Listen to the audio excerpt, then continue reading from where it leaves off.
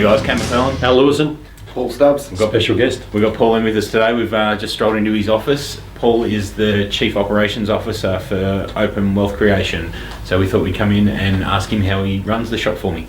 What do you got? Process-wise? Process. I want to talk process. Or what we've been talking about is that people generally will buy an investment property, hand it across to a property manager, and then set and forget and don't even think about it. So we're pretty big on having a process and a structure around actively and effectively managing your portfolio. Paul's a great manager of people and a great manager of business. We just thought we'd come and ask him a couple of questions about what he does structure-wise in his management philosophies, and then we'll relate those back to property. Thanks, guys. Welcome. So essentially, obviously, in running a business, you need to define your strategy, build a process around that strategy, and a team to be able to accomplish it. But the number one goal is building a process to be able to deliver the desired outcome.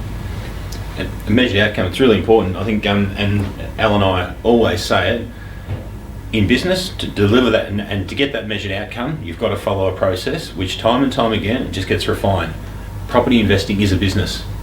The amount of time that people spend in their day-to-day work life, 40 hours plus a week working for someone else, but when it comes to investing, they don't follow a process to get them that measured outcome. Really important. So Paul, if you had an employee and you said to them, day one, welcome to your job, and I'll come and see you in 12 months and look at a pay review and don't talk to you in between. How do you think that person would perform, and what do you put in place so that it doesn't get to that? First and foremost, I think you definitely set them up for failure. As part of that is managing the expectations. So there's the expectation of the business, but also the expectation of the employee, their strengths and weaknesses and their skill set and what they can apply to the role. But again, it's about that process and setting up some automation. So you'd want to be giving them an overview of their business, but also the function they're responsible for, and then setting in place a continual review to be able to continue to upskill them. So you'd have a structured process in place that regularly, be it weekly, monthly or quarterly, you'd be working towards making sure they're on track for what they're trying to achieve. Correct.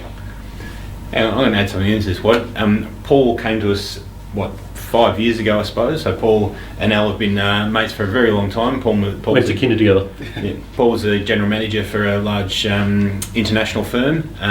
So he's joined us a good 12 months ago to run the operations at Open Wealth. So he's been a really good addition. But he was a client of Open Wealth, first of all. He first came in and talked to our guys a few years back. We gave him all the check sheets like we do and said, good luck mate if you want to do it yourself. And he said, I can go and do it myself.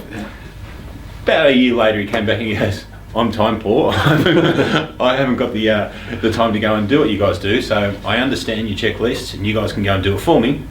But Paul made an emotional decision. He went through the whole process and we said, here's the perfect design of house for this area. And he's smiling because he knows where I'm going with this. Did you plan to throw this in here? Yeah. Now I'm the guinea pig for the video. Yeah. But Paul got really emotional about it and loves obviously doing his hair. So in the bathroom of this designed house, he wanted to put in, and was it an extra vanity or Extra drawer. An extra drawer. Drawer? Yeah, draw. An extra drawer. It's going to cost. The builder said it's going to cost an extra $500 for this change and amendment to the plan. Well, because we knew him, I said don't put it in. So we built his house without doing it. We wouldn't do that for a client, but we knew Paul. What he was doing was overlooking. He's becoming emotional about the process, and that's what it comes back to. That's what I'm talking about. There's a process to deliver you the optimum size and quality property for any area. Paul was deviating from that because he let emotion come into it. Because paying the extra $500 wouldn't get him any more in bank valuation. Does he get more rent? I didn't get the extra. He didn't get it. Yeah. So it doesn't get him any more in rent, and it wouldn't have got him any more in valuation. So I said, no, you're not having your extra drawer. But it comes back to following the process to get you that best outcome every time. So Paul's really good at doing that with people, setting what's accountable and letting people know what they're responsible for. Same with you guys as property investors. Understand what you need to get to, follow a process to get there, which will reduce risk every time. Is there an optimum distance to be from the camera, do you think? Optimum distance to It's hard to work out. Anyway, I look small in here. he does look small. Yeah. He's not a midget. See you guys. Have a good day.